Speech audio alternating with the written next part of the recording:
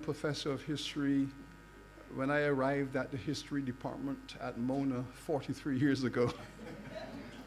And of course, Ken, who was also in the history department, professor of history also. So we are surrounded by historians. So we have to do a little bit of historicizing, which is important, because those days in the 70s were at best described as divisive. Because this region, our region, we have some big choices to make.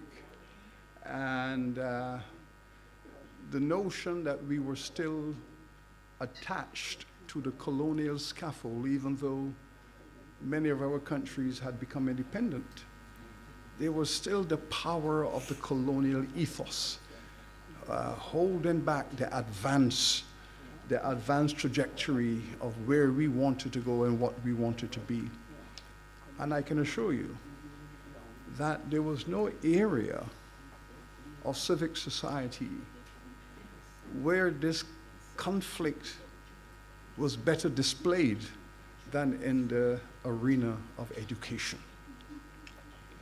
Education. How do we come to terms with what was clearly a colonial education system and process? And how do we launch our children and grandchildren into an arena of national, regional, historical studies and social studies based on the comprehension of their own domestic reality? Those were interesting days, and CXC emerged within that context. When I returned to the Caribbean in '79 and came here to Jamaica, the debate was still raging. The debate was still raging that this CXC thing is going to undermine education, perfectly good education in the Caribbean. And this movement towards examinations, local examinations, is going to be a dumbing down of education. The jury was still out. It was still raging back then, which speaks to the power of 300-400 years of colonial domination. It was a long experience with colonialism, and we were just getting our heads to lift above all of that to see a different future. So that's the historian's part of it. I am here to say a few words as chairman today, because my task is to assist the institution in going into the future, even more so. We are perfectly clear about the historical past. What we have to do now is to focus and lead this institution into an even more glorious future. We have all the skills to do that. We have the consciousness. We have the public support. And we are, as we would say, batting on a good wicket at this time. And we were tested, as you know, in the COVID pandemic. We were truly tested. Across the region, we were tested. But we faced the facts. We examined the reality facing our communities, our families, our schools, our children. We looked at it fully in the eye, and we made some good decisions to get through that period. And now we have to continue to do that, always to be vigilant, to be agile, and to do what is in the best of the children and the families of this region. So we're focused very much on the future as we historicize. So, Mr. Chairman, you should never say to a historian, you have 5 minutes. It's always a danger that something might go wrong. Thank you very much. Thank you.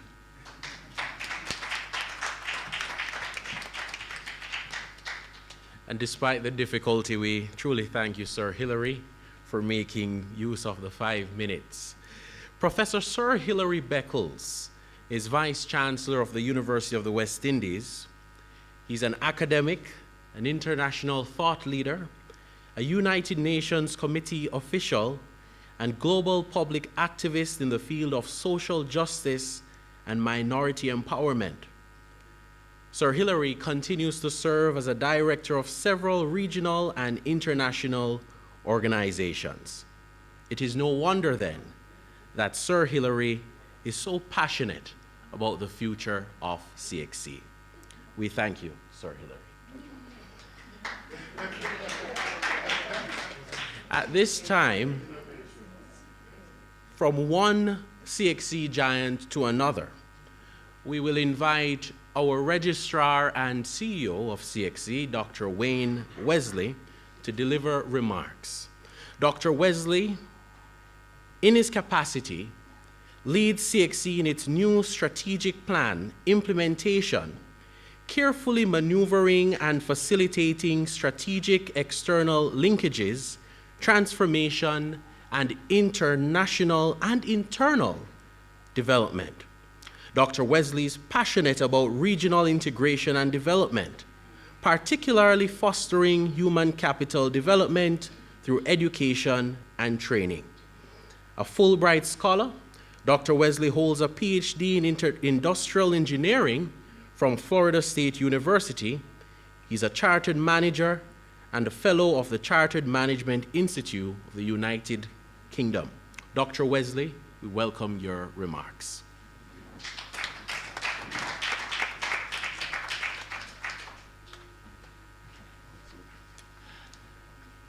Thank you very much, Travis. Sorry.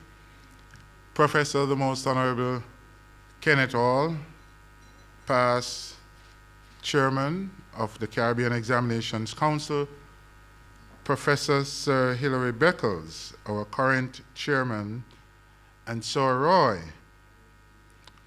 past Chairman of the Caribbean Examinations Council, Mrs. Maureen Dwyer, Permanent Secretary Acting, other Permanent Secretaries online and listening to us today, our distinguished pioneers, Professor Neville Ying, Mrs. Irene Walters, Mr. Cliff Hughes, our distinguished student who I told him that coming here today I would actually print his certificate and have it on display. One of our very first to have written the exam in 1979 to moderate our sessions today. Thank you very much. Members of staff, our pro-registrar and members of the executive team, senior management and staff, members of council listening online, members all over, students, accept greetings this morning. The pleasure is mine to bring remarks to this auspicious occasion. Standing in the presence of these stalwarts is certainly a moment that you just can't imagine and create in any sphere of life quite easily. CXC, we are at 50. Sorry.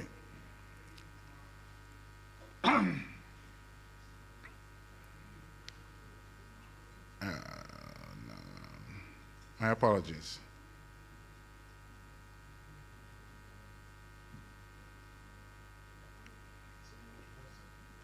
I'm coming. Please.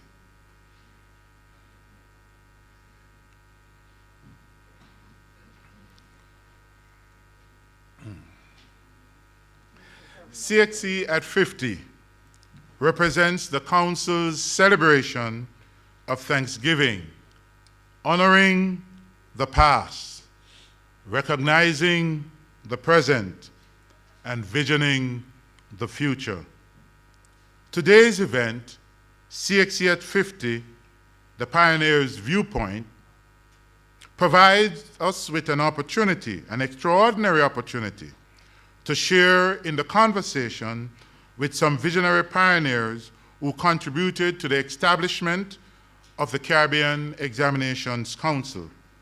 50 years ago, a body of pioneers set out to achieve one ambitious goal, driven by a passion for Caribbean excellence, a firmly rooted belief that one can be more if one dares to try. This group of Caribbean educators envisioned the first examinations body of the Caribbean, by the Caribbean, and for the Caribbean. Today, CXC is hailed as one of the finest success stories of the Caribbean people, working together to enrich the region. In 1972, the agreement establishing the Council was signed in Barbados by the governments of 15 English-speaking Caribbean territories. The signing of the supplementary agreement in 1973 created an administrative and operational center in Jamaica called the Western Zone Office.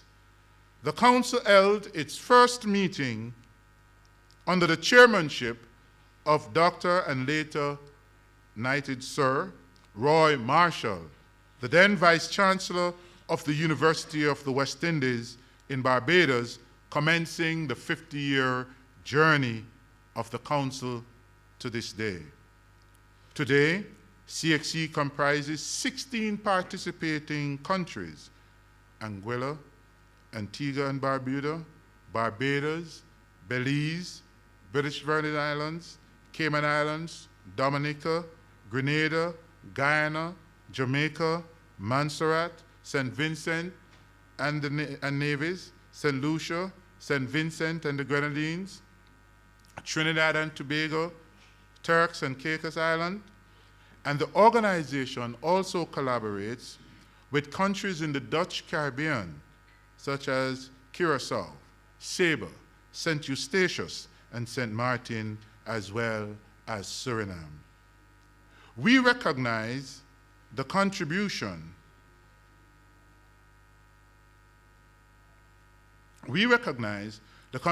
of those who served the Caribbean Examination Council over the years. Firstly, the dedicated staff, past and current, teachers and administrators, and in fact, in my discussion with Sir Roy, he really wanted us to pay close attention to teachers and senior administrators who, during that period, did a lot of work, and I'm quite sure Professor Ying will speak to that, in ensuring that the Caribbean Examinations Council was established. Local registrars, examining committees, moderators, subject panels, national committees, members of council, ministries of education, who have committed their time and energy in ensuring the council delivers on its regional mandate to the Caribbean people, providing examinations and syllabuses of the highest quality.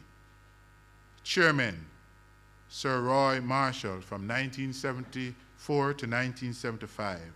Dr. Dennis Irvin, Sir Roy was a Barbadian. Dr. Dennis Irvin, from 1975 to 1979, Jamaican.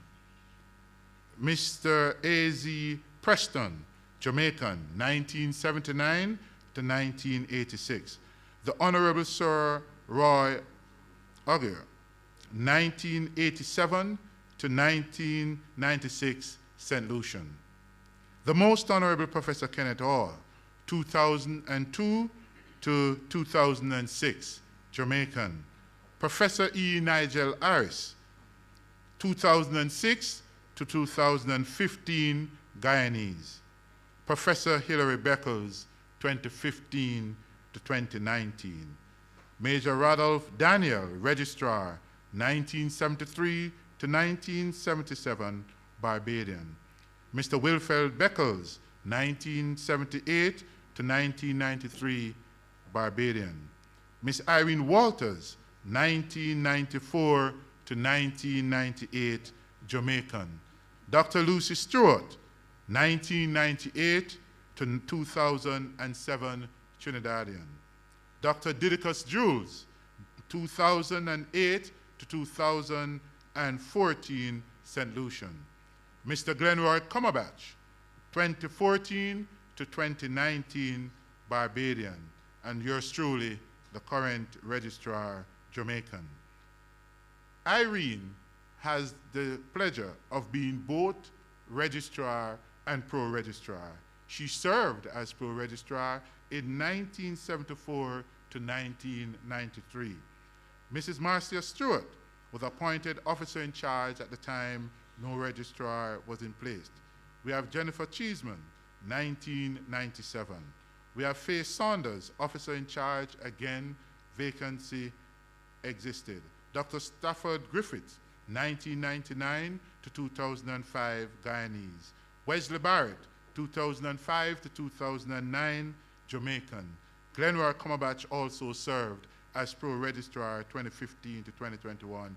And now we have Dr. Eduardo Ali, 2021 to present, Trinidadian, serving as our current Pro-Registrar. These are stalwarts on whose shoulders we stand. 50 years ago, our founding fathers had the insight to make sure and saw the need for unity among us to overcome a common challenge of education system, of our education system to become regionally relevant to our culture, economy, systems of government, and our identity as a Caribbean people. We look forward to the future. CXC is transforming for greater regional impact. Accordingly, our vision is to become a digitally transformed enterprise, providing quality, relevant, and globally recognized educational services. It is envisioned that CXC will continue to remain relevant to regional development within the construct of an inclusive, flexible, and progressive assessment framework that allows for certification and recognition of critical competencies attained by candidates to become productive citizens of the region, engaging the global economy.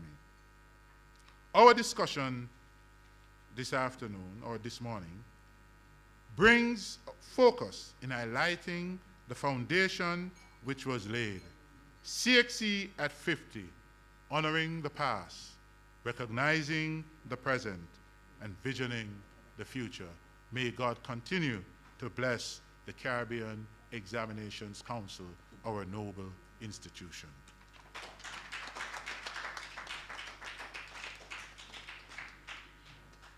We thank you, Dr. Wesley. Really appreciate your remarks. Now, if you know little or a lot about CXC, you understand the importance of the Ministry of Education.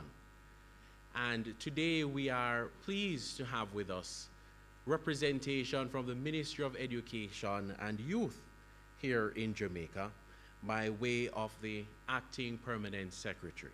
Now, Mrs. Dwyer, we're just going to ask you to allow us to properly introduce you. We know you're ready to share your remarks with us, and we really look forward to hearing your remarks. Now, Mrs. Maureen Dwyer is the Acting Permanent Secretary in the Ministry of Education and Youth, Jamaica. Prior to assuming responsibility for that office in October 2021, Mrs. Dwyer worked in her substantive role as the Chief Executive Officer and Chief Inspector of Schools in Jamaica during the past 10 years, during the previous 10 years. She has over 35 years experience in the delivery and evaluation of educational services in Jamaica and the Caribbean. Mrs. Dwyer has served as a classroom teacher, education planner, territorial education officer, and chief inspector of Jamaican schools. In recent years, Mrs. Dwyer assumed the chairmanship of a Caribbean community task force working on the development of a regional basic education quality management system for the 15 member states, Additionally, she has contributed to school improvement and quality assurance projects in Grenada, Antigua, Suriname, St. Kitts and Nevis, and Guyana. The focus of Mrs. Dwyer's work is the evaluation of standards, conducting external reviews, and providing policy advice to the education system in Jamaica. Her purpose? To promote excellence, accountability, and to advocate for change and improvement in education. Do you then wonder why we are pleased to have Mrs. Dwyer with us today? Ladies and gentlemen, please invite me in welcoming Mrs. Maureen Dwyer.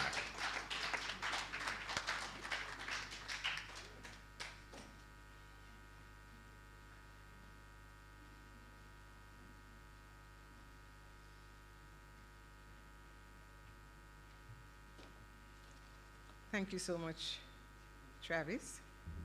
It was worth the wait. Moderator, pioneering student, Mr. Hughes. Sir Kenneth Hall, Sir Hilary, Sir Roy Auger, and forgive me if I seem a little giggly, because the only A I got in O levels was in history. How could I forget the making of the West Indies? Yes.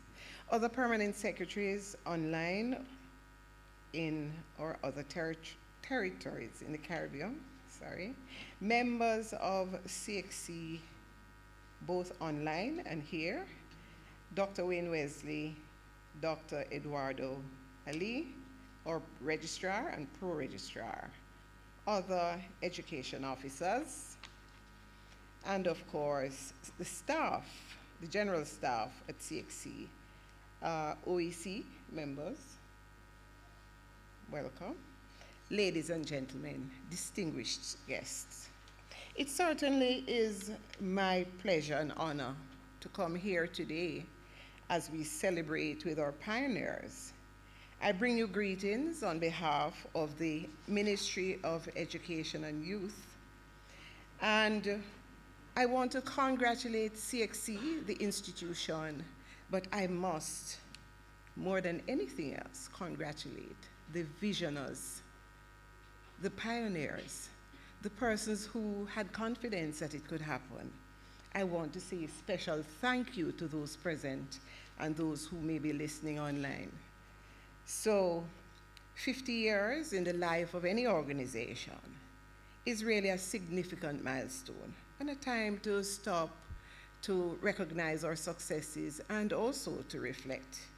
Contributing to educational development in the Caribbean for 50 years is by any means a really outstanding accomplishment, and I want to congratulate you. It is fair and reasonable to say that as the value of education in this knowledge economy increases in a highly competitive world, qualifications and certification become even more high stakes, so to speak. So from its inception, CXC has been a very inclusive organization, and much of its work is carried out by a multi-layered network of Caribbean resources, not just by small staff in Barbados or Jamaica, but it really is a joined-up effort in a genuine way. CXC is an excellent example of Caribbean institution building. CXC is an institution of CARICOM that is interested in effective longevity and functioning. Sorry, I missed my line. And indeed, not only has CXC emerged as a vital link in the regional integration movement, but it has also built a reputation as one of the most critical pillars in the region's education architecture. So, it's a model of regional cooperation in practice.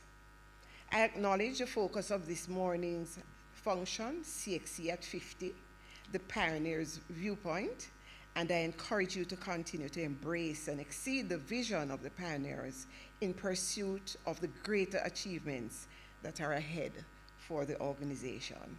CXC, in its 50th year, I believe the framers of the CXC project must be proud of the achievements it has accomplished in a relatively short time and the impact that it has had on Caribbean and the Caribbean educational landscape.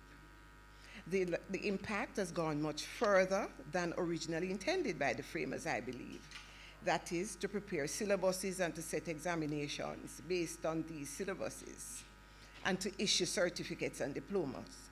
Today, CXC offers a comprehensive suite of qualifications which cater to learners of different ages, interests, and abilities. The training of teachers, technical services to ministries of education, statistical data processing services, item writing training, psychometric training, provision of learning support materials. What an incredible achievement in this short period of time. So you've moved from offering 5 subjects at the CXC, CSEC level at your first sitting in 1979 to now offering 35 subjects, 46 units at the Cape level, that's the Caribbean Advanced Proficiency Examination level, and more than 100 standards in the Caribbean Vocational Qualification level. The Caribbean Certificate of Secondary Level Competence, CCSLC, and the latest edition, the Caribbean Primary Exit Assessment, CPEA. The Cape New Generation subjects are linked directly to the economies of the region. The list includes digital media, logistics and supply chain operations, entrepreneurship, tourism, performing arts, agricultural science, physical education and sport, green engineering, animation, and game design and financial services studies. What a range. Currently, design, technology, and biotechnology are being developed, and I know that work has begun on artificial intelligence and robotics. These are all necessary if we are to succeed in growing the economies in the region and improving the standard of living for all Caribbean people. This is a good juncture to pause and to take stock. We are at a historical juncture in the Caribbean when we must take careful stock of who we are as a people and where we must go. And so we're there with you, CXC. So much has happened internationally, in the global economy, in society, and in technology. And so much has happened on the regional front as well. That necessitates deep reflection and our options of our possibilities. Sir Hilary, I know you're on the forefront of that. So, and I know you'll talk more about that in your reflections. I reflect on the notion of the ideal Caribbean person, and which is a CARICOM construct, and CXC's role in achieving that goal. We're a good way along the way, but we cannot rest. I believe continuous self-assessment must be undertaken to ensure the relevance that you talked about, Registrar, in the assessment systems as we go forward. And so let me applaud you, pioneers, as CXC continues to implement its vision to assure human resource competitiveness in the Caribbean. And I want to also applaud you for your willingness to innovate. We noted how you pivoted during the pandemic when we had difficulties across the region. We noted how you pivoted when there was a volcanic eruption in one of our sister territories, and how you managed that to the benefit of our Caribbean people. So, as you know, the government of Jamaica believes that education, the structured harnessing of the creative and intellectual talents of the Jamaican people, is the way forward in getting the nation to compete effectively in a modern, globalized economy. Our nation's transformation must be underpinned by corresponding pursuits in education. It is clear that the continued development of the Jamaican economy can only happen through intellectual enablement of our people. The Caribbean Examinations Council is helping this to happen. In closing then, I extend sincere congratulations for achieving this noteworthy milestone, your 50th anniversary milestone. Very best wishes to you, and very best wishes to our pioneers as you continue to help us chart the future. Thank you, and may God continue to bless you all.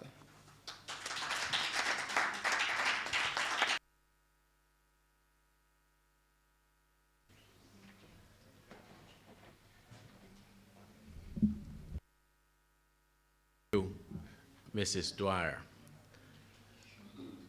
There is no CXC without the ministries of education around the region. Wouldn't you agree? And so we are grateful for the support of the ministry. Now, do you remember my remarks earlier? It is your story, my story. It is the Caribbean story. But there can be no story without storytellers, and that is why we are here. CXC at 50, the pioneer's viewpoint. Now, to help us appreciate the story, we've invited a chief storyteller himself to speak to our storytellers. Let me introduce you to our moderator for this morning. Cliff Hughes is one of Jamaica's most respected and admired broadcast journalists, an award-winning journalist. He began his broadcasting career in July 1986 at Radio Jamaica. As a sports reporter and producer, he moved quickly up the ranks. Within 4 years, he had risen to the position of chief sub-editor and presenter in a highly skilled and competitive broadcast news environment at Jamaica's oldest communications group. Now see if you can spot the link to CXC here. Mr. Hughes won the prestigious British Foreign and Commonwealth Sir Egerton Richardson Scholarship in 1990 to pursue postgraduate studies in communications policy at City University in London.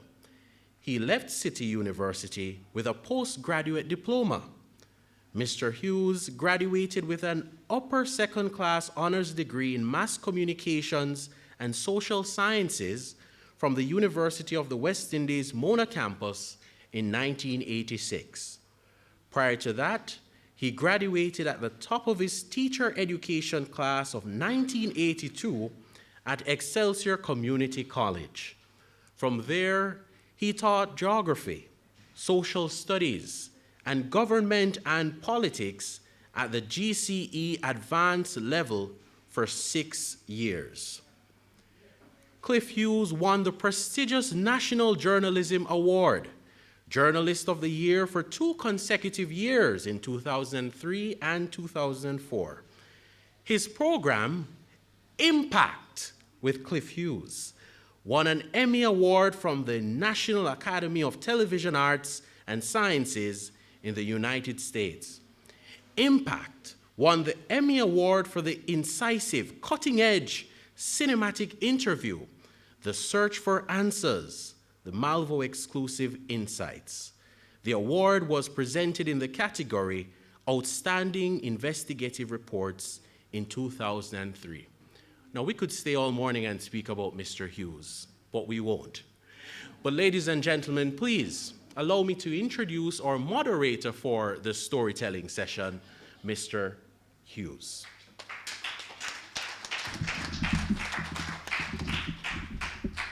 Good morning, ladies and gentlemen, and to all of our listeners and viewers joining us on air and online on nationwide 90 FM and our social media platforms across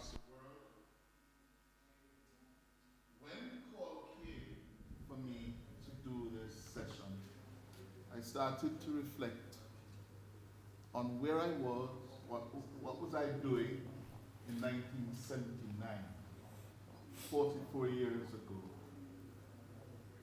in preparation for writing my school leaving exams. And as we can all attest to, that can be a very traumatic experience. It is one pregnant with anxiety and sense that, am I ready or not?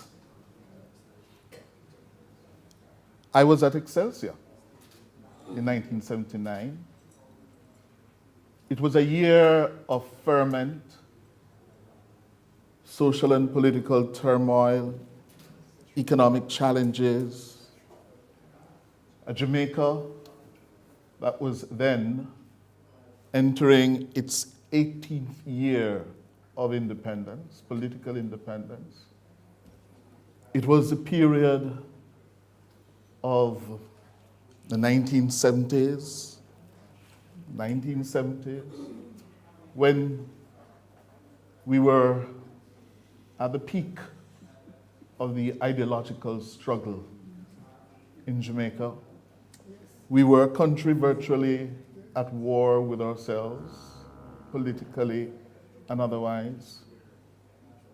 We were going to high school at the time when you could not escape or hide from what was happening in Jamaica. Mountain View Avenue was a hotbed of political, should I say, rivalries or war?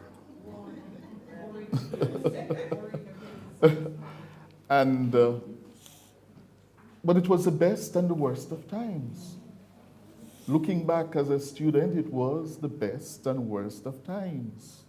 Yes? You were learning about not only yourself, but your country and your world. And it was a time when we had fun, yes, but we were also challenged as young Jamaicans. And when I look around me, Sir Roy, I met you long ago. Reading Making of the West Indies. Maureen, I didn't get an A, but I got a B. I got a credit for history, right? But it is an absolute privilege to sit in such august company with Sir Roy. And then the other giant of the period, Irene Walter. Yes, the history of CXC cannot be written without these giants. And I want to say, and of course, Professor Neville Ying, on behalf of that initial first cohort of Caribbean men and women. We're no longer boys and girls, we're now Caribbean men and women who have found our place inside and outside of Caribbean society. Thank you so much, Professor Ying, Mrs. Walt, and Sir Roy. Thank you so much.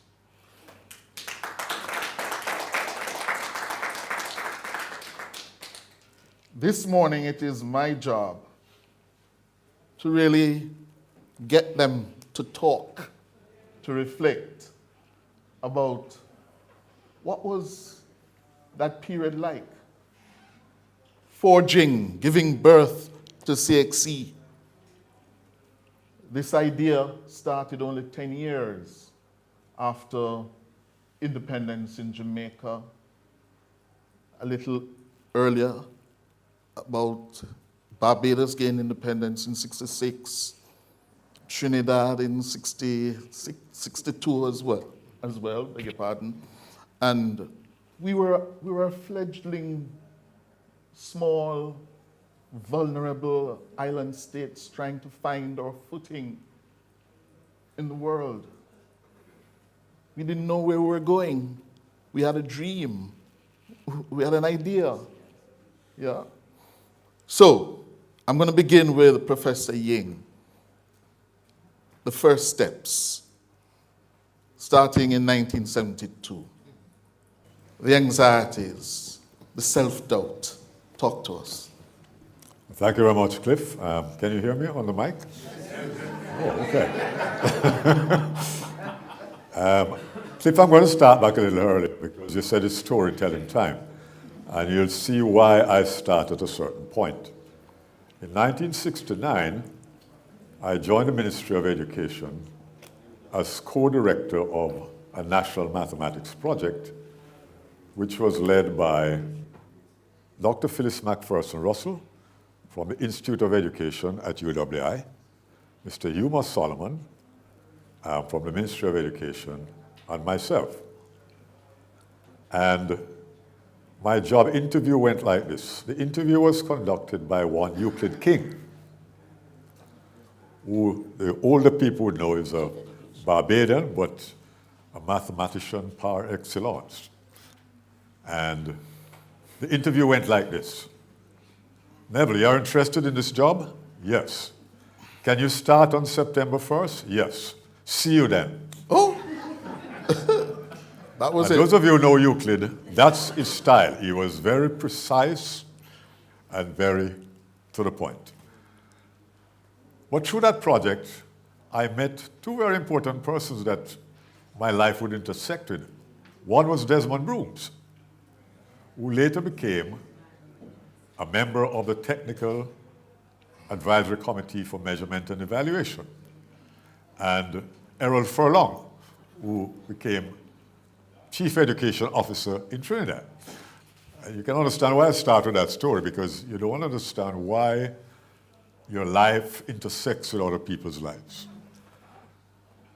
Now, unfortunately for Moss, his mother was ill. So here was I, a young officer, not even 1 year yet at the Ministry of Education, and was selected to go to San Diego in California to train a battery of Peace Corps volunteers so that we could scatter them across the island and improve the teaching of math from early childhood right up to college level. Now, why did I mention that period? Because it was the first time I actually met Rex Nettleford. And Rex mesmerized those aspiring Peace Corps persons to come to Jamaica by speaking for 1 hour without any notes, and used dance to explain to them that the Jamaican culture will absorb them, or they will absorb the Jamaican culture. But I also met some psychologists. And each week we had to prepare a psychological report on each volunteer. And the psychologist said to me, Neville, you're a mathematician, but your report is very similar to mine. Why don't you consider the area of psychometrics? And that was what started my journey in that area. Fast forward to 1972. Wesley Powell had this great idea that he was going to introduce teacher training at Excelsior. And I was the officer that was asked to go over there, and based on my recommendations, that's how Excel started teacher education.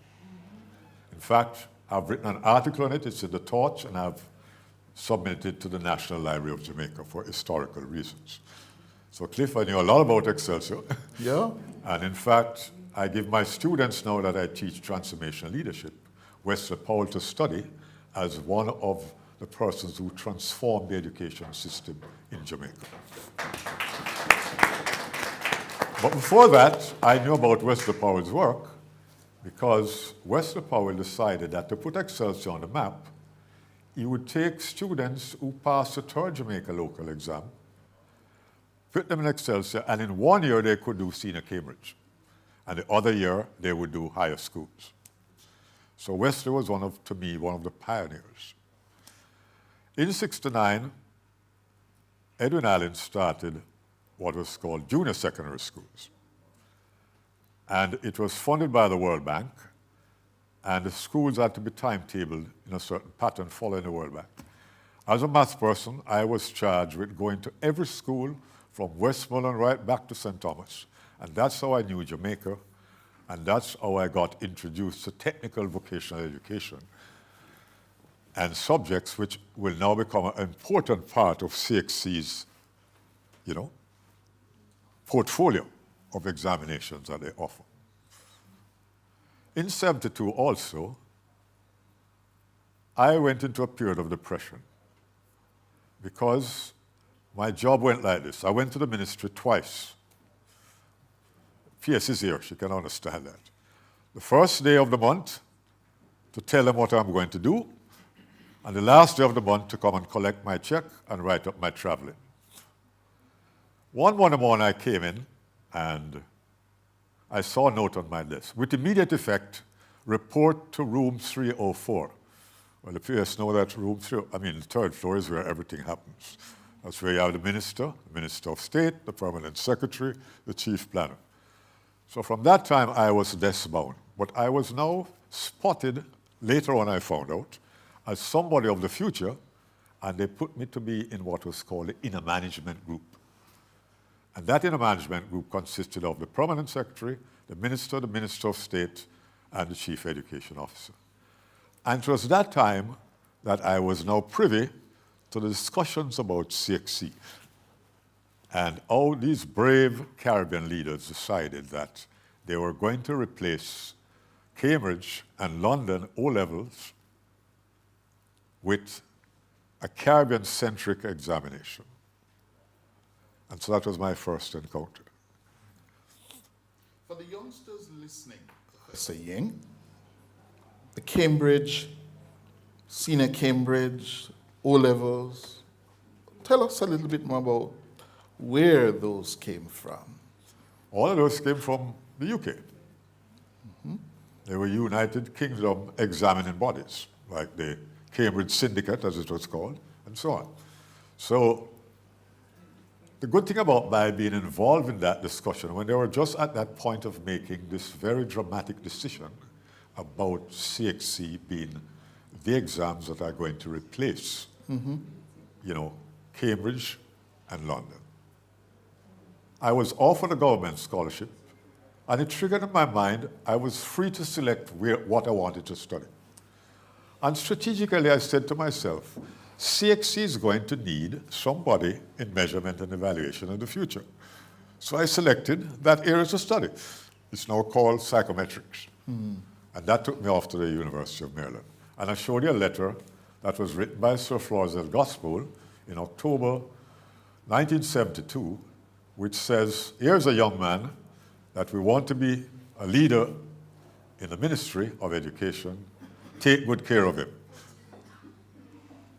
All right, fast forward, I came back home in 1975. And a young lady called me. Her name was Irene Walter. Now, I met Irene in 1964. We were in the same class at UWI. We were from the famous batch of the class of 1967. Now, Irene, as you know, when she asks you to do something, it's not a request, it's an order. She says, Neville, we're going to start up CXC, and we need somebody to run the first item writing workshop in Barbados. And I want you to come down. Now, understand that, Hilary, you're a historian, and you talk a lot about the UK. And one of the colonial things I liked was that they left a rule that after study, you should get 6 weeks recreation leave. So I was on 6-week recreation leave, and Irene Walter called me. I said, this lady must be crazy. I want to enjoy my leave. So I said, Irene, where's this place? She said, it's called Barbados. Now, I've never been to Barbados before. But to entice me, she said, the item writing workshop is going to be at Sam Lord's Castle. Now, Sam Lord's Castle was the creme de la creme of the hotels in Barbados. It had a lovely beach, a lovely tennis court. And so I said to Irene there later, it wasn't your convincing argument that made me start out with CXC. It was that I thought I was going on a line. There was a beach, and there was tennis, which I liked. All right. And so that's how I started the first item writing workshop, with examiners from across the Caribbean who were teachers and set out everything called overall grades, descriptors, and CXC was getting into a very revolutionary thing called profile grades. And the first meeting we had with the examiners, I remember at the Garrison, the first question the examiners asked me is, where are the descriptors for the grades? And I said, we are going to create them. And you're talking about the Garrison Savannah, Yes, the Garrison Savannah. not the Garrison down the road. And that was where my journey with CXC began. Yes. But at the same time, Aubrey Phillips, who was then Minister of State, was a Jamaica rep on the council. And then I succeeded Aubrey Phillips. Yes. And so I had to multitask. I was technical advisor to CXC. I was the Jamaica's rep on CXC, and I was one of the three-person team with Tom Christie and David Beckles, who would now select the first computer system and computers for the CXC exams. Good point on which to pause. Let me go to the Irene era now. Yes? She can pick up her story. Yes. In 1974, she was appointed the first pro-registrar of CXC, in charge of the administrative and operational center for the Western Zone Office, located in Jamaica. You also became virtually the voice and face of those early days for CXC. Tell us, what was it like in terms of the public's acceptance, if not the key stakeholders in education, like the principals, the parents, the self-doubt? How much of a struggle that was to gain acceptance? Thank you very much, Cliff. That journey in 1974 started at the university. I was the assistant registrar in charge of student affairs, and a very cushy, easy job. And Sir Roy Marshall summoned me to his office one day and said to me, here is an advertisement from the Cabinet Examinations Council. Please apply for the post. Well, you don't ignore the Vice Chancellor, but in fact I did. And 2 days after the closing of the applications, he asked Joyce Biles to summon me to say, where is the application? Well, you know, of course, you had to write the application, and I forgot about it. And about 9 months later, I was summoned to an interview, offered the job. And CXC negotiated with the council, CXC negotiated with the university to have me start 1 month after. So the 1st of August, 1974, I turned up in 9 Tobago Avenue, a building occupied by the Integrity Commission. Horace Patterson and Mr. Aikman were there, and was shown 2 rooms, a desk and a chair. And that is how my life at CXC started. I called the registrar, and he said, I wish you to be in Barbados next week. And I complied. And in Barbados, that week he said, in the next 2 weeks, please prepare to go to West Africa to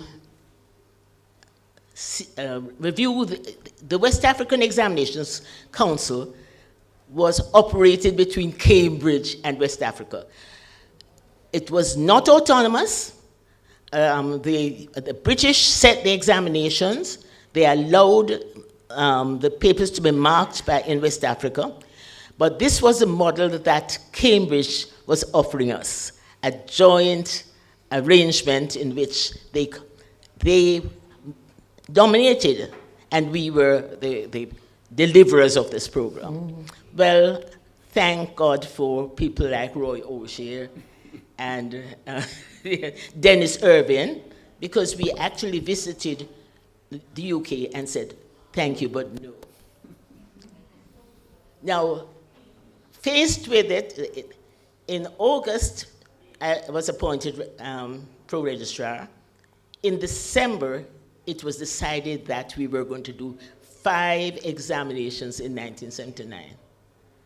And the Western Zone was going to be responsible for the development of all syllabuses and the training of the markers.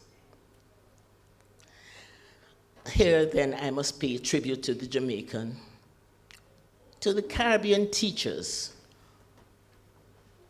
Names, I want to mention 2 persons particularly.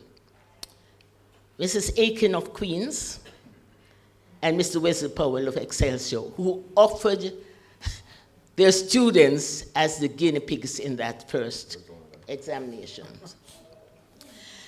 I traveled, never said he traveled in Jamaica, so did I. I mean, I was on the road almost every week, going to each school to explain this new examination. But in fact, I saw, we had, although the people were a little diffident, are you going to be able to manage it? They were very supportive, very, very supportive. And Principals, principals and parents. teachers. Principal, teachers. And then I was thrown with parents. But in fact, the parents usually take the advice from teachers. So once you convince teachers, Yes. then you had the parents behind you. And what were the 5 subjects? I remember doing math, English. What were the other 3? Geography, history, and integrated science. Okay. Yes. Yeah. There's a story about integrated science that I think must be told because Neville was there.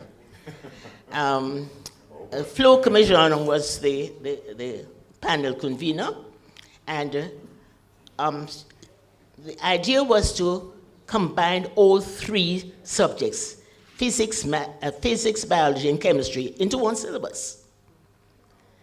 And when we prepared the syllabus document, the proposal, and went to subsec, it was an uproar. The teacher said, no way could we teach these 3 science subjects. And so we had to repair, and that was one of the sleepless nights because we just could not leave St. Lucia without the approval of subsec. The compromise was that we would offer a double award for integrated science, although we combined chemistry, biology, and physics. Mm-hmm.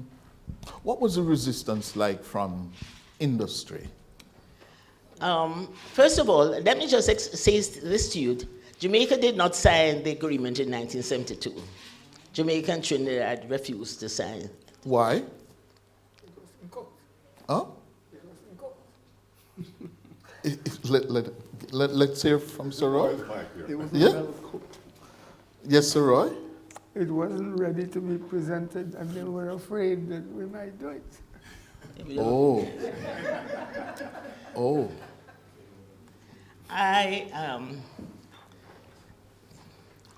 There was a change in government between 72 and 73 In Jamaica? in Jamaica. Yes. And Michael Manley signed it. Oh. Michael Manley signed the agreement. So we had a supplementary agreement signed in 1973 by Trinidad and Jamaica. And that's how Jamaica became part of the Caribbean Examinations Council. They had been in the discussions all along. Roy and Faye Saunders were the representatives.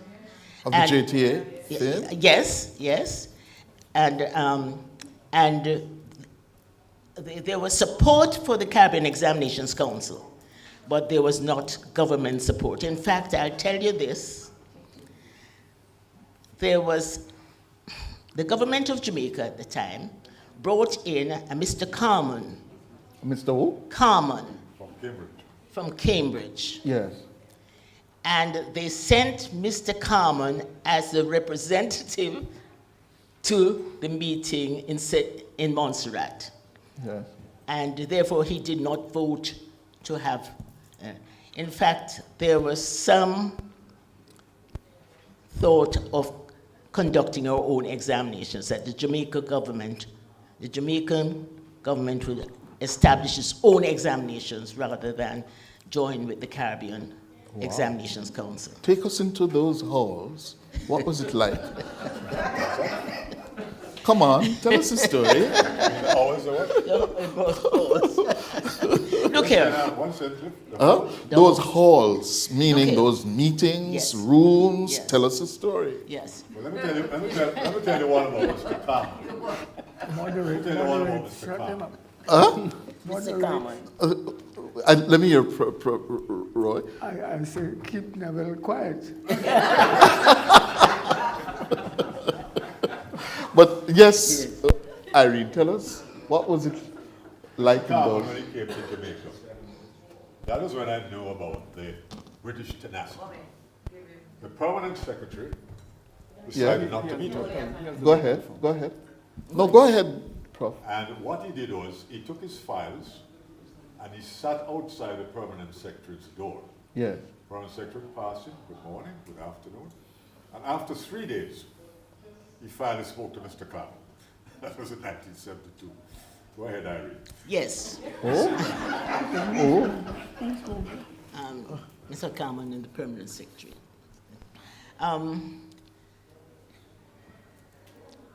We dare not forget Faye Saunders.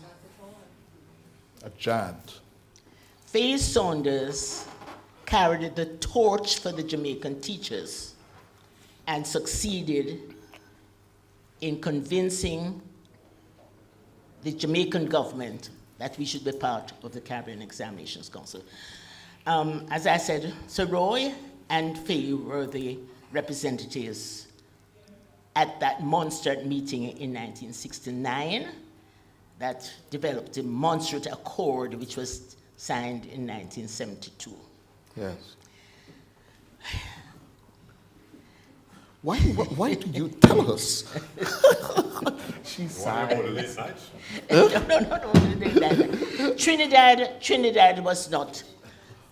Trinidad was not supportive Yes. initially of joining the Caribbean Examinations Council. I recall, and particularly I'm not sure about the influence of the Roman Catholic Church, but I do remember that when we had a meeting in San Fernando, we did not have the support, because the Roman Catholics have a lot of schools. We did not have the support of the teachers, the institution, the Roman Catholic Church, and the teachers. It was a real battle. And let me then say, again, we need to honor somebody like Anna Mahace, the principal of St. Augustine Girls' School, who threw with Faye, it was like a mafia. Esther Burroughs, Anna Mahace, and Faye Saunders. Mm-hmm. Those three women took the message of a Caribbean Examinations Council to their territories. Thank you. Professor Auger. Mr. Moderator, Yes, sir. will you allow me to sit for a second? Yes, sir. Put my glasses on. Sure. It says in my hand, 2-1. What is one of your early memories you have of CXC? Can I part from the form of the speakers before me? Sure. I'm only called upon to have one early memory. Go ahead. Okay. I have one early memory. It is the one that comes from being a historian. Yes, you're mic'd. Good. It comes from being a historian. So I'm forced to announce what I hope would later take place when I tried to persuade a smaller group than this one that we have to publish what we have heard so far from these two everybody talks about giants. Giants. And if I don't do this, and it comes, if you will permit me, I wondered, why did I survive to this age? I belong to a religion in which you are warned, a warning I didn't heed. You are warned that at death you will be in the face of your Maker, who will ask you, what did you do whilst you were alive? And I thought I was fearful of that question because I didn't live a life as a youth that allowed me to think that I could face the God that I believed in with any confidence of being pointed to hair instead of hair. Yeah. When I listen to these two giants, I'm beginning to have some inkling of why he hasn't called me for judgment yet. Because as a historian, I'm finding that perhaps the clue lies in getting these two people and others in order in writing on a page or in print on a page. So one of the things that I'm releasing that I had as a secret in my head is that I want to persuade the council that we have to spend some money producing in some form, preferably pamphlet form, like the ones we produce for the El Segabaya lectures at the university, that people can buy because they'll be, the cost will be what they can afford in an orderly fashion, because we need to adjust some dates between these storytellers. Okay then. Now, I'm interested in the dates because I don't know, there's a whole heap of middle class, decent people, but I'll be known to take risks with verbal states. Some of this conversation remind me that it is fair to compare CXC with the sorts of discussions of abortion and pills and the Registrar General's office and the thoughts of DNAs where paternity is being discussed. Now, since we have a whole lot of decent people here, this is the analogy has to be agreed to be secret in this room and only to help you see that there are many fathers, mothers, and we need, in the sake of people threatening DNAs to establish paternity, we need to have somebody whom you can trust. Okay. To provide an orderly, because nobody is lying. That isn't what I'm saying, and I hope it's clear. Which is what provoked me to come up with the current discussion in the Jamaican Gleaner, which I read, and the Observer, of what are the consequences of DNA paternity when you're giving men paternity leave as well as women. Yes. And fellas are saying, me too, and therefore they want to know who was it. Yes. So may I ask you then? No, not yet.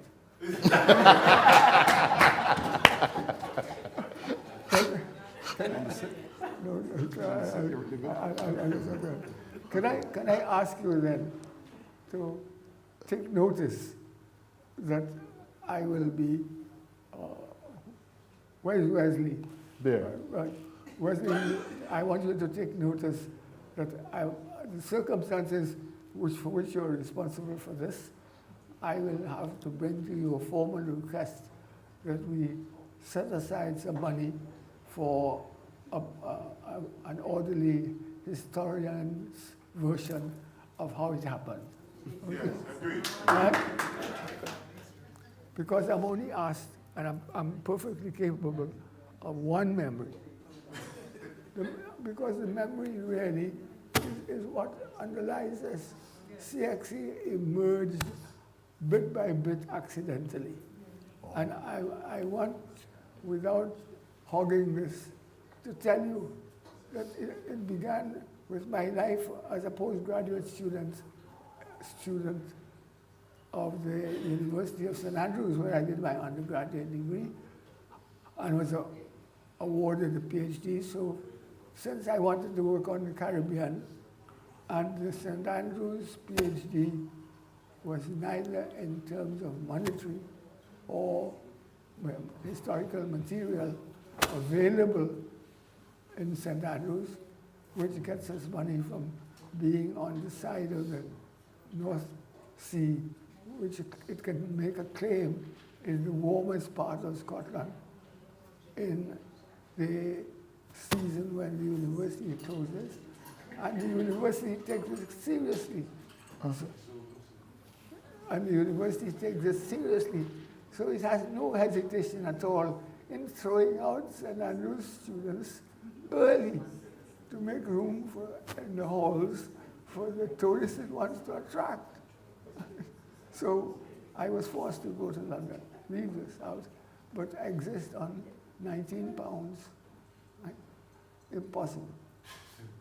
Right? So that is how I got into the Institute of London, the Institute of Education at the University of London, because my supervisor was a Scot, William Macmillan, who had just written, or not just, he had written it 1 year earlier, Warning from the West Indies, which is 1 year before the strike broke out. When the strikes fanned the whole Caribbean from Guyana to Jamaica, and I think the Bahamas. Right. Penguin, which was then the pioneer in the paper book industry, you could buy a paper book, Penguin, for nine pence or a shilling or some absurd price of this kind. Macmillan persuaded them to print Warning from the West Indies. This would have been what decade? The mid-30s, Yes. the labor revolts. Yeah, just before the workers' strike, revolt, just yes. before the strikes. Yes. Right? So that is why the title, Warning from the West Indies. Yes. Macmillan, who was one of the South African Rhodes Scholars, which incidentally reminds me always. So you're saying CXC started then? How so? Yes, if you think of pills and non-use of pills and rubber and non-use of rubber and consequences. Yes. Yes. So because as a consequence of being in the institute, when the Institute of Commonwealth Studies began, I used to go there because Macmillan said, you can't exist on £19 from the University of St. Andrews, but we can get money from the Colonial Office on the basis of the consequences of the strike and the basis of setting up right. And they're bound to give you one. And Macmillan had been involved with the marriage of the Zulu princess and the consequences for the Commonwealth of the Zulu beating of the girl for daring to think as a princess of the Zulus, she could go and go. So take us back, Professor, to those debates, those contentious discussions about whether we should go on our own, to leave behind Cambridge and... That is why I'm daring to, with this middle proprietary class here, daring to refer them to the current discussion in the newspapers. We ain't reached there yet. What happened was I was downstairs of the institute having tea from the record office when I found on the table that I was using a proposal from Cambridge asking me to consider a paper in West Indian history for schools. Now, I was not interested in history for schools. In fact, so when I was being persuaded to be a teacher, I didn't want to be a teacher. I said, no, I'm going to go into law. Here was I being, so I wrote saying, what you presented me with is not West Indian history, it's just the affairs of the Europeans in the Caribbean. So, to my surprise, that I had no contact with Cambridge at all, but whoever was operating there and wrote back saying, well, write us one. So that is how I got into the business, okay? Oh. So then I went to Mona on the basis of the award from the University of St. Andrews, and also because 19 pounds couldn't exist. Very well. And Macmillan thought that the Colonial Office would be glad to provide me with some extras. And to his surprise, they told him no. Why? Because the Moyne Commission, right, that had been involved, had specifically instructed the Colonial Office to appoint somebody to teach Caribbean, well, they call it West Indies history then, at the Mona. And they replied to Macmillan that they had already appointed one, and the university did not need more than one. The one was Elsa Gavaya. Yes. So Elsa Gavaya was the first appointment. Elsa didn't even have a PhD, but she was the only person available in the university system of England to whom they could appoint. May I go back to Professor Ying? 50 years on. Yeah, and we're going to wrap up. I realize they're behind. Oh, 50 years on, Professor Ying. The major lessons learned. Okay, let me skip an important part of this conversation. I've analyzed the lessons from CXC. All right, hold on. Yes, Professor Beckles. Yeah, I think there's another part of the story that has to be told. And this is a moment where I enter the narrative, Yes. the fight for the Cape. That is part two. Your mic. Yes. So part two of the struggle was the CXC exam had now been consolidated. And by the way, let me say before I begin, when I entered that narrative, I was a huge Irene fan. I want you to know that. I mean, I fell in love with her mind and her style. We were good friends from day one. Yeah. Because this organization, like many organizations, were dominated by men. And Irene, with her elegance and her eloquence and her sharp mind and her skill, she transcended almost everything. So I entered with this transcendental woman in charge and large and in charge with style. Yes. Okay, and that's important. That's a very important, important observation. So I entered at the moment when the time had come now to move to the Cape, to replace the Cambridge A-level and those other issues. And there was tremendous resistance in some countries that were very comfortable with their Cambridge A-level. And I was recruited to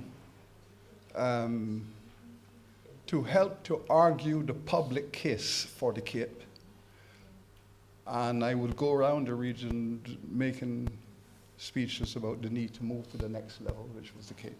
And importantly, that I would then become the convener of a team to write the CAPE examination syllabus. So I was told that they're going to give you a team of 10 historians, and you will assemble and prepare the CAPE syllabus. Not at Sam Lord's Castle, but right here in the Pegasus. Ah. Right here in the Pegasus, I had a team of 12 historians, and we spent 3 days in here developing the conception for the A-level. And then, having done that, back through the region again, persuading schools and ministries to transition. Now, What about industry? We keep on forgetting industry, the reaction of industry. Maybe forgetting it, but I'm not forgetting it. Go ahead. The industry made, well, the teachers and industry made a case for being a membership on the council. The decision was not to involve them at the regional level, but in the national committees. And there was a national committee in each territory. Neville was, of course, Neville has a building named after him with all that money that he earned from CXC entrance fees.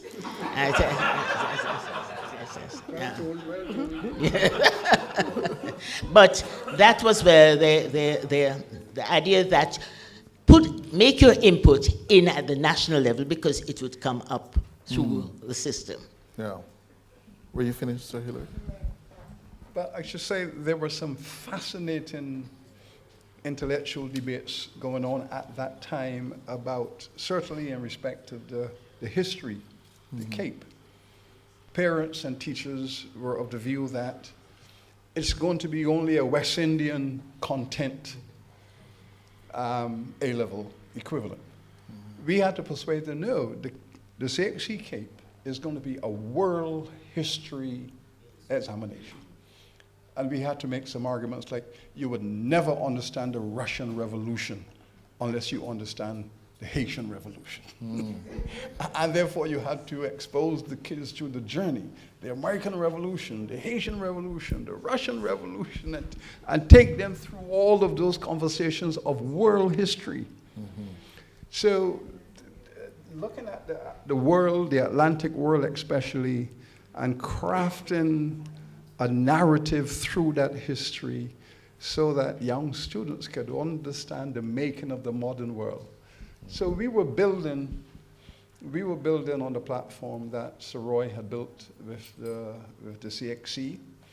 We did the CAPE, and together, I would say that they really constituted a first-class set of examinations. I think no doubt about it. Right. And at the time of our construction, we were very sensitive to the world that Irene had built, Roy, of course, and then came Lucy Stewart after.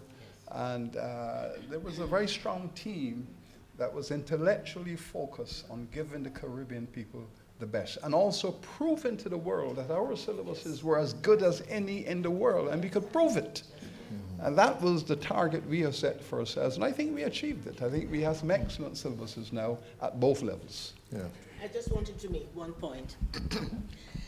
At the time when we were debating whether CXC would be accepted internationally, Stephen Fisher, who is an author who prepares material identifying the matriculation requirements of the United States universities, affirmed in his book that the 4 general proficiencies and 2 basic proficiencies satisfied the requirements for entry to an American institution. Since 1979, at a time when there were some doubters here. Yeah. Stephen Fisher, an authority on it, included that in his book. Yes. All right, I think Neville, final comment from you, observation from you, Neville. We're over time. How much time do I have for the final comment? You have 15 seconds. 15 seconds. Well, let's do the radio thing. Yes. There are two major points I wanted to make in this discussion, which we obviously don't have time to do. The first is, what lessons can we learn from the early days? And secondly, what are the new pathways for CXC going forward? With respect to the first one, there are two sets of points I'd like to make. One is that CXC set out to build an entire human resource network. And that network consisted of two sets of people: specialists in measurement and evaluation, and persons who brought to the table education philosophy and Caribbean cultural identity. And those two things together mixed with how we produced the exam. The second thing about the early days was that they used three what I call servant leadership competencies. Emotional intelligence, because there was a lot of fear and concerns. Then you had strategic thinking, which is how will we make CXC sustainable and resilient in the future? And thirdly, conversations, discontinuous dialogue across countries, across groups. Lastly now, what is the future? My recommendation, which I've set out in the book, is that CXC must now respond to some new things on the horizon. The first one, of course, is the digitalization and digital transformation of the workplace. The second is the impact of climate departure and global warming, which is now forcing all organizations to pay attention to the environment, the social issues, and governance. And lastly, the key aspect of education transformation, which is holistic education.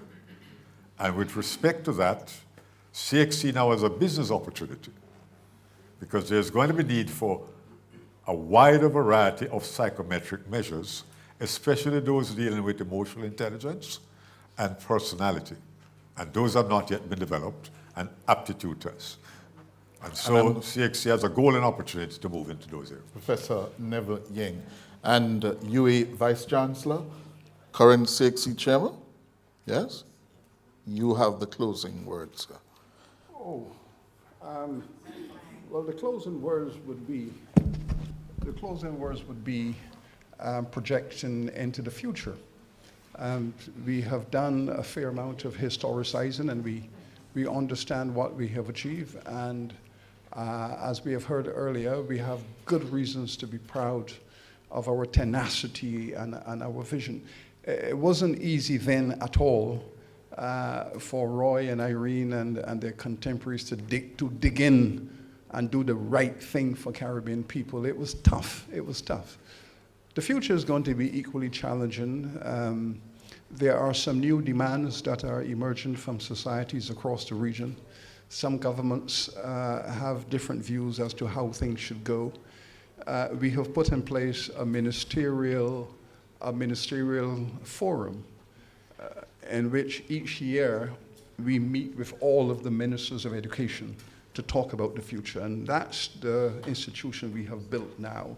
I believe that will guide CXC certainly in the next decade, because we don't always want to be out there in the public with all of the misunderstandings and crossfires. But if we can domesticate that within an institution, then we can fix it there and then and roll it out. So I think we're looking to a good future. I think all the ministers have recognized that this is a gold standard. We have to protect it.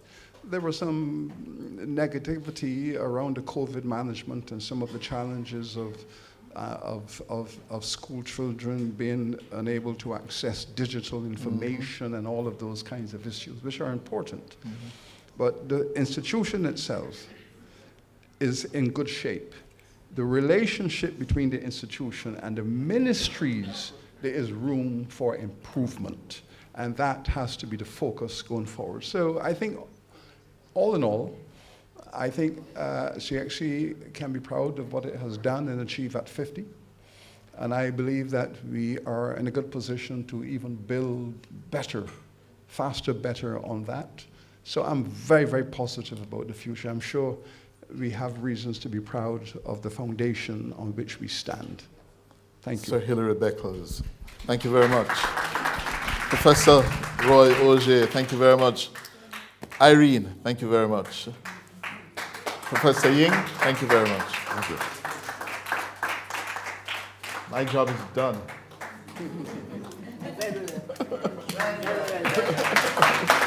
Mike, pass the mic.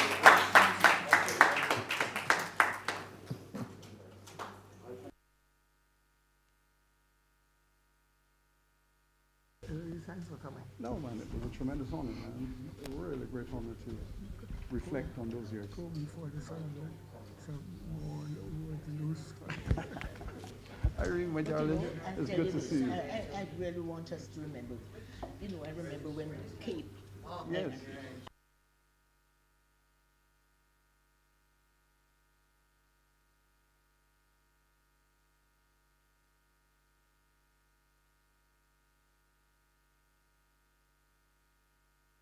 John.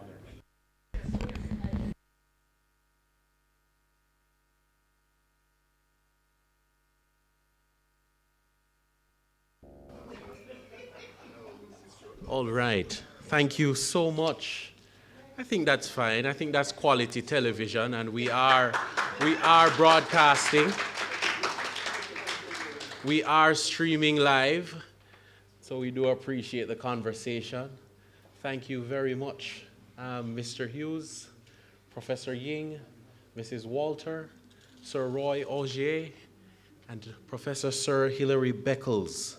I hope we were all taking notes, and I hope we will all leave here as better storytellers. We do have some tokens that we would like to present to our distinguished storytellers, and we are going to invite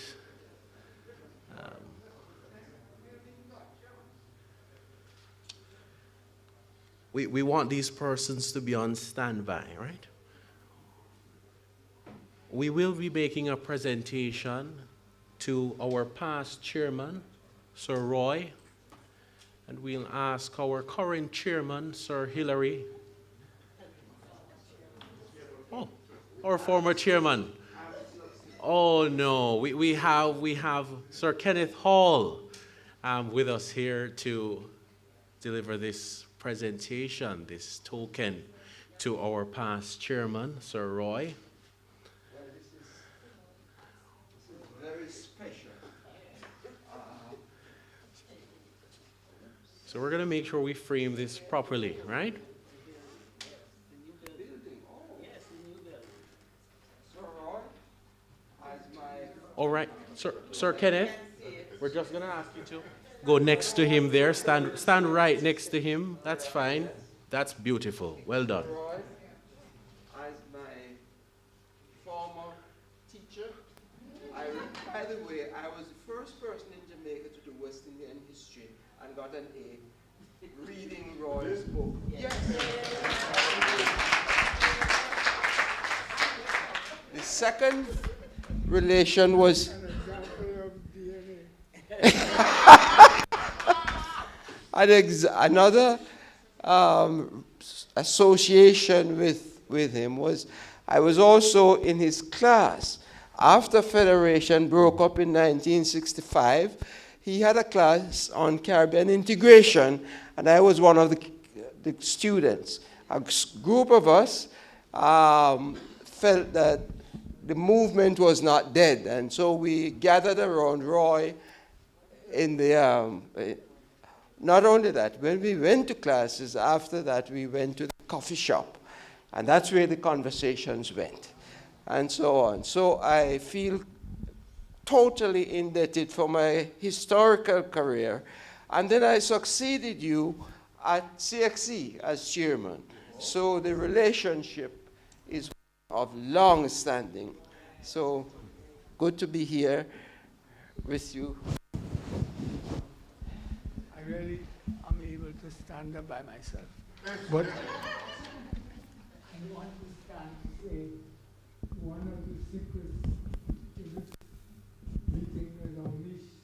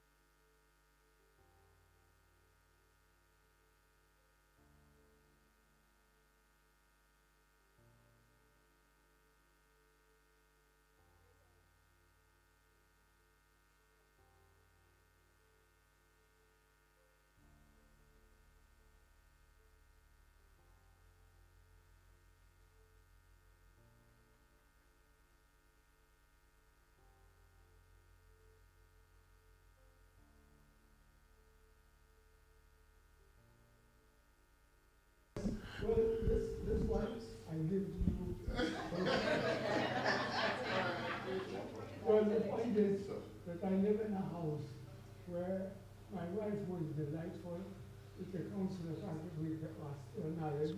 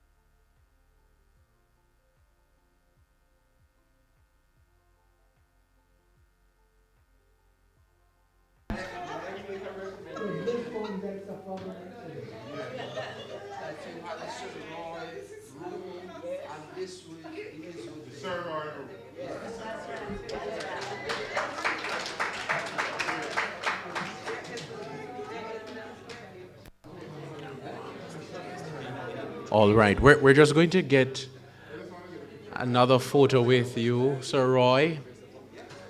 Oh. We're just going to make some adjustments here.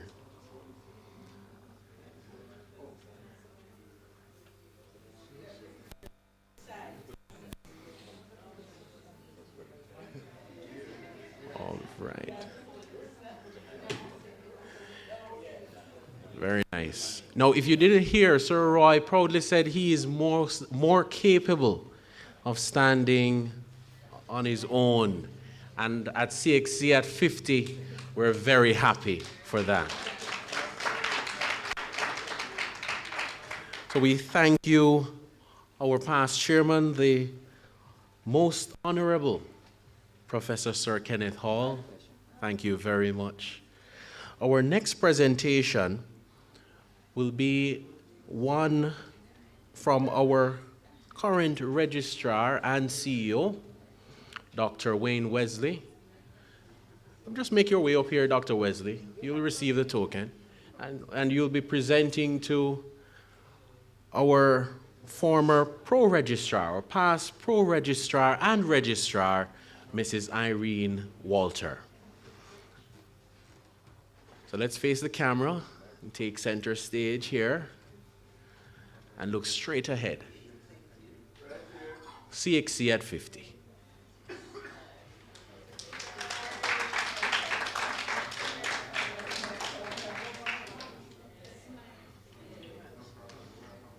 Thank you, Dr. Wesley.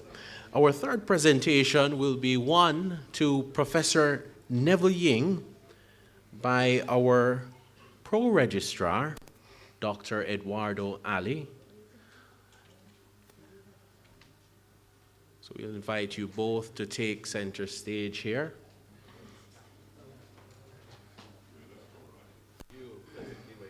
Wherever you're comfortable, Professor.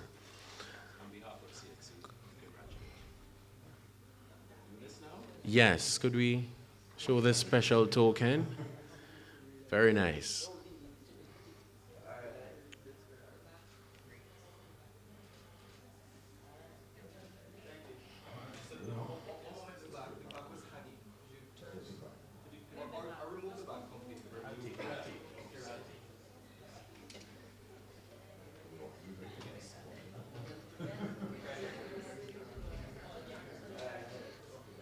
Very nice. Thank you so much, Dr. Ali. Now, our final presentation will be to Mr. Hughes, student turned teacher, turned award-winning journalist and CEO, a pioneer in his own right. Yes? And we'll be having the presentation by our well, could we step up on the stage here? Mrs. Eleanor McKnight Rowe, our manager, EAS, will be presenting to Mr. Hughes a pinning, actually, ceremonial pinning. He's come a far way since 1979, right? Full circle. But before you leave, we'll present something else.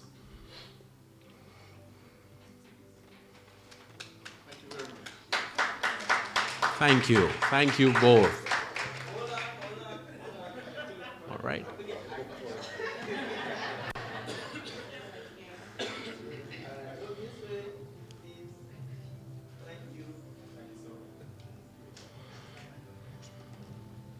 Thank you both. So as we come to the end of our program, we want to thank you once again for joining us for CXC at 50, the Pioneers Viewpoint. Did you enjoy today's session? Oh, and Professor Ying is reminding me that he too has some tokens that he wants to present, and he'll be doing it after the program, right? Professor Ying, we will in fact take your tokens. Don't worry. We look. Do you want to present them now? All right.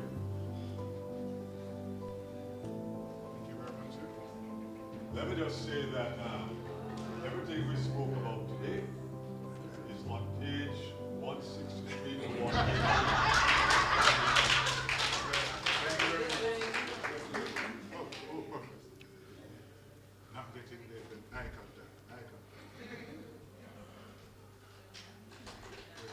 Very nice. Thank you, Professor. Very good. And as you heard, Professor is a champion of digital transformation, so we know these books will be available electronically very soon, and CXC will assist him with that. All right? But now we want to invite our Pro-Registrar and Deputy CEO, Dr. Eduardo Ali, to move our vote of thanks. Dr. Ali, please.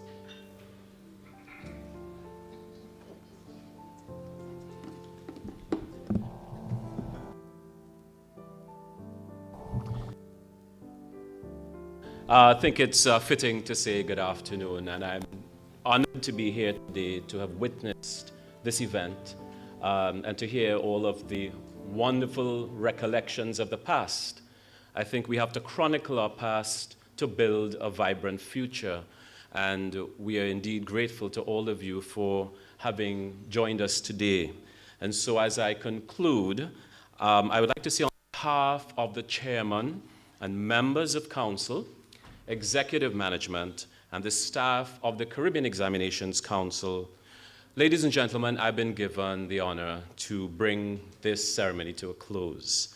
And therefore, I am going to give the vote of thanks to acknowledge all who have made contributions to this event to make it successful. I'd first like to thank our Syllabus and Curriculum Development Senior Manager, Ms. Jodine Williams, who took us into the presence of God and would have given us an opportunity to know why we are here today. Thank you, Ms. Jodine Williams, for delivering the invocation. And she blessed us with not just the proceedings, but also set the tone that was required for today's event. I also want to give our Master of Ceremonies, Mr. Travis Bartley, here at CXC, the gratitude for calmly and judiciously and eloquently taking us through today's proceedings.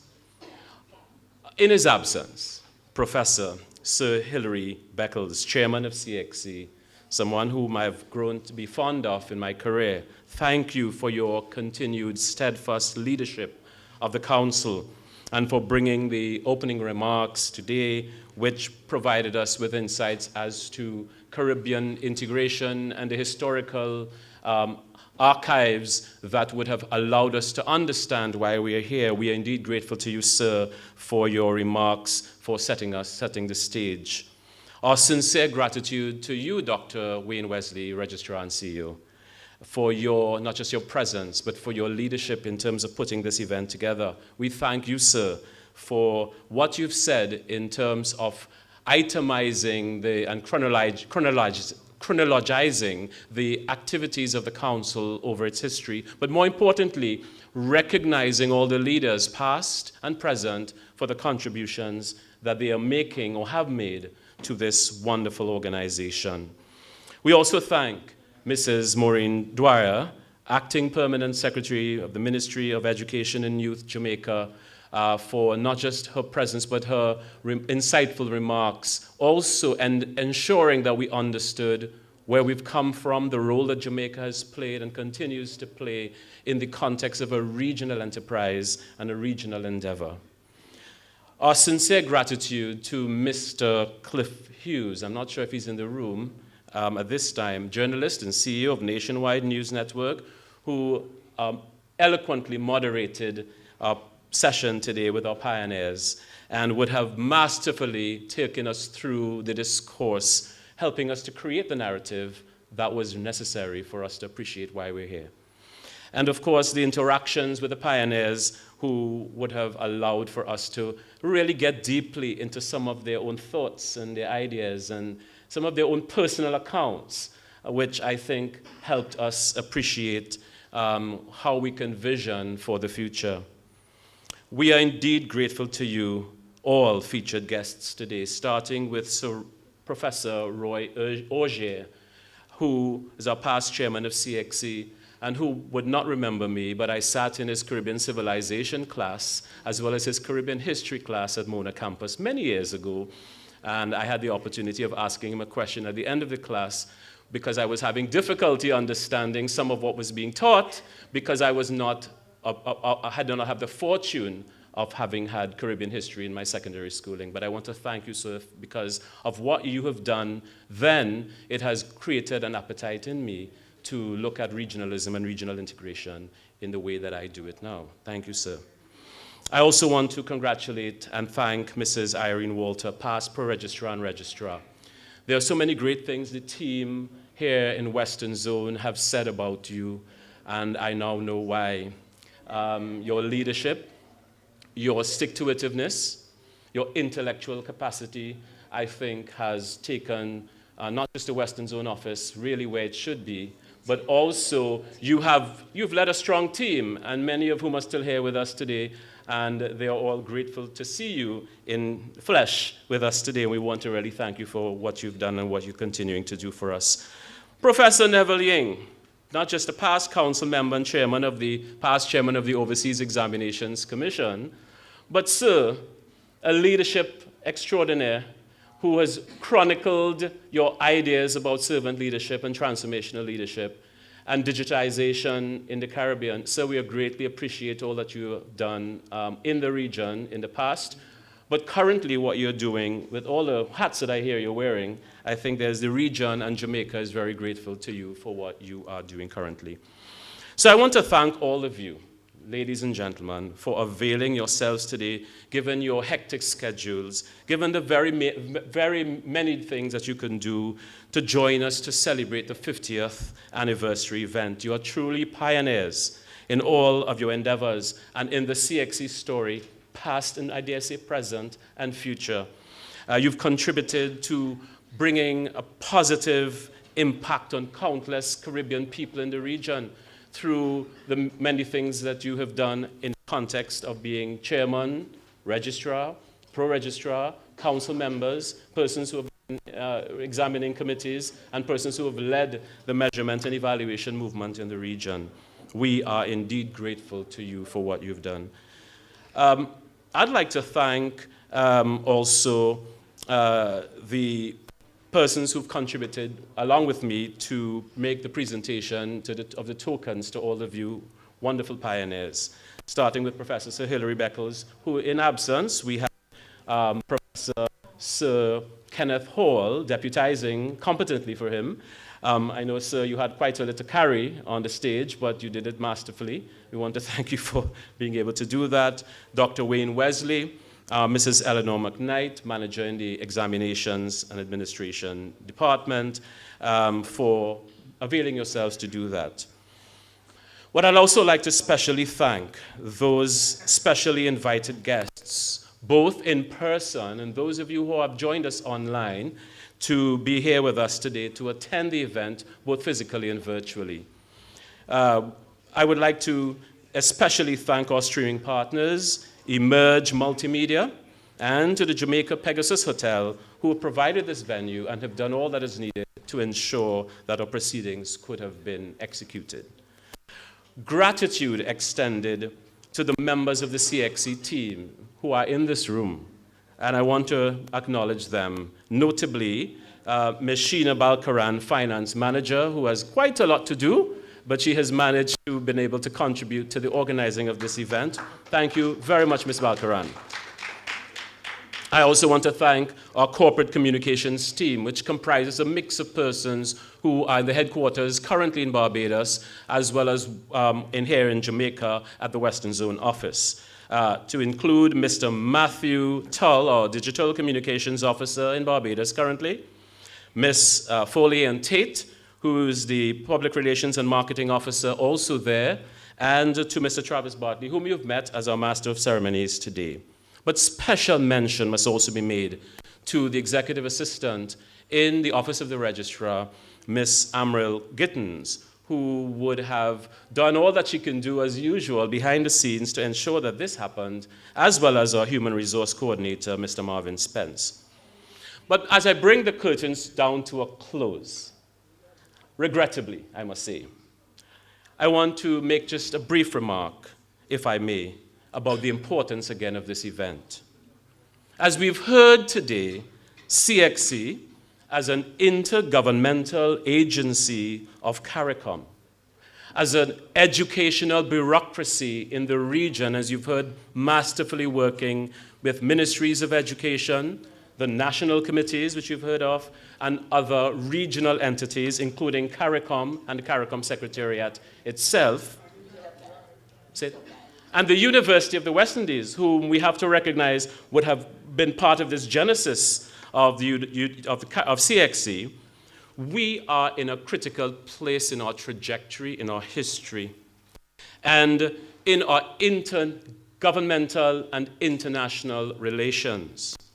And so, as a body that is poised in this transformational journey, if anything that we've learned today in this forum is that we must genuinely reposition CXC in our strategic intent, in our structure and manner of operating to become relevant and to continue to be impactful as we continue to serve the new generation of digital-ready, agile, and skillable children, youth, and adult workers who are in this beautiful region that we have.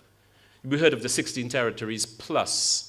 And so, ladies and gentlemen, as we continue, I would like to thank all of you again for all that you've done, all that you're continuing to do to be part of this regional thrust to build awareness, to bring sensitization, but also to build capacity of our teachers, our students or learners, and the citizens whom we serve in this region. Ladies and gentlemen, have a great day. God bless all of you.